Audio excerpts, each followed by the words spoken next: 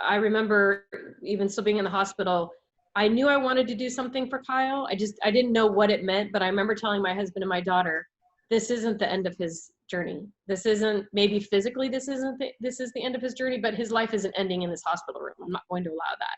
And I didn't know what that meant. We were still there, but I knew that I was going to do something. And then, you know, once I found out about sudden cardiac arrest and all those things, it just kind of a light bulb went off, and I was like, this is it. I know this information. I can't not share it with people, and, you know, that it's much more common and that kind of thing. And for me, you know, uh, I said earlier, you know, my energy, right? We have our mom energy that we put towards our kids.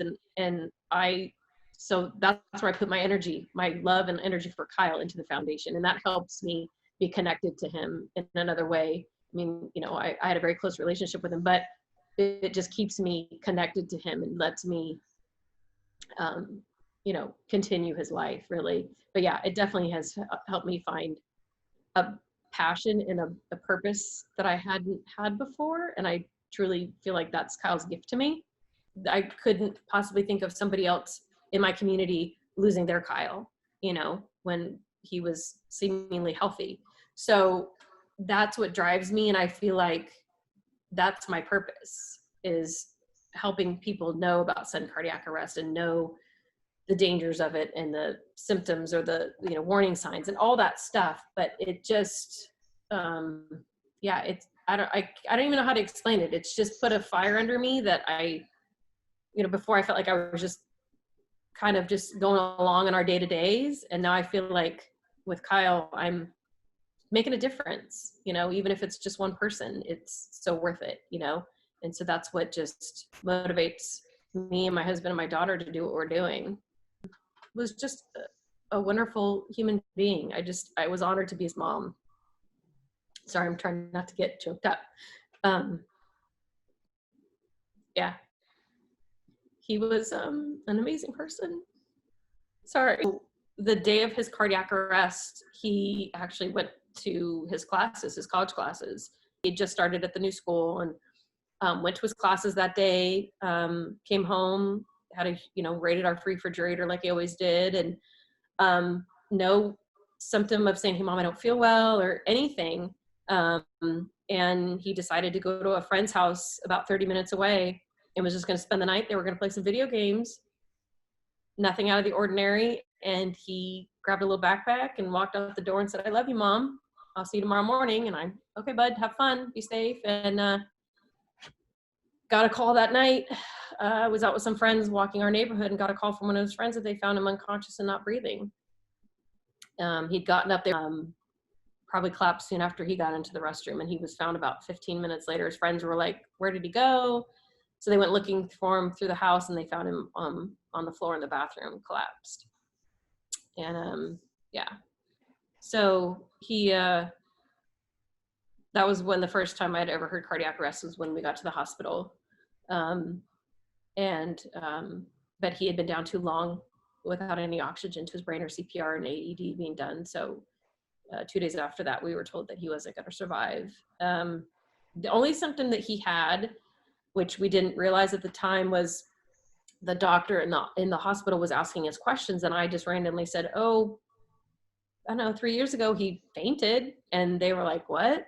And I said, oh yeah, he came home from soccer practice and was standing in our living room and said, Mom, I don't feel well. And he collapsed.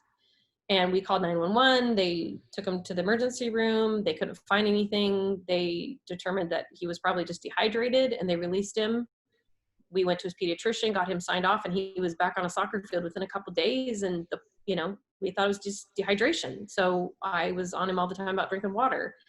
And then coming to find out that's one of the symptoms, warning signs of it. But that was years before it actually happened. So they filled him with IVs. He started feeling better, and they were like, well, we probably just think he's just dehydrated, and follow up with his pediatrician. And then we went to the pediatrician, and she didn't say, oh, he should follow up with a pediatric cardiologist or anything like that. And so we just thought, okay, he was busy in school. He was super active. And so, at the time it made sense to me.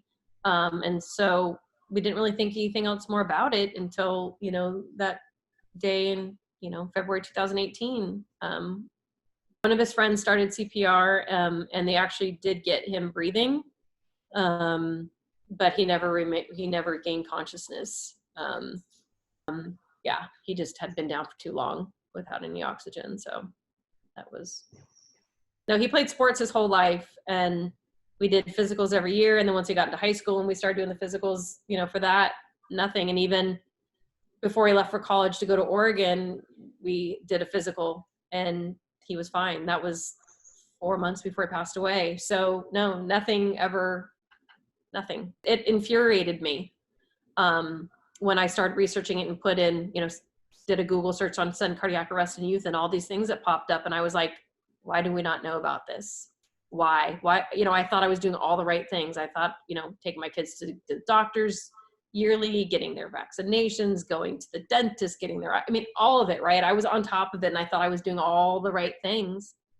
And realizing that a simple EKG or an echo could possibly have saved my son infuriates me. And that what motivates me, right? Because I don't want somebody else to go through that. And I knew, I didn't know, a lot of parents didn't know. And it's insane to me that we don't know more about this.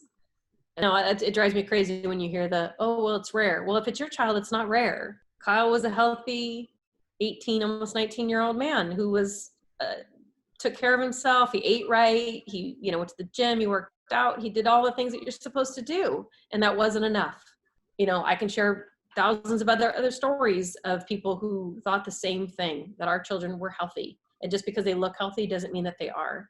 It doesn't hurt just to get your child checked out. It doesn't, it's a non-invasive, an EKG or an echo.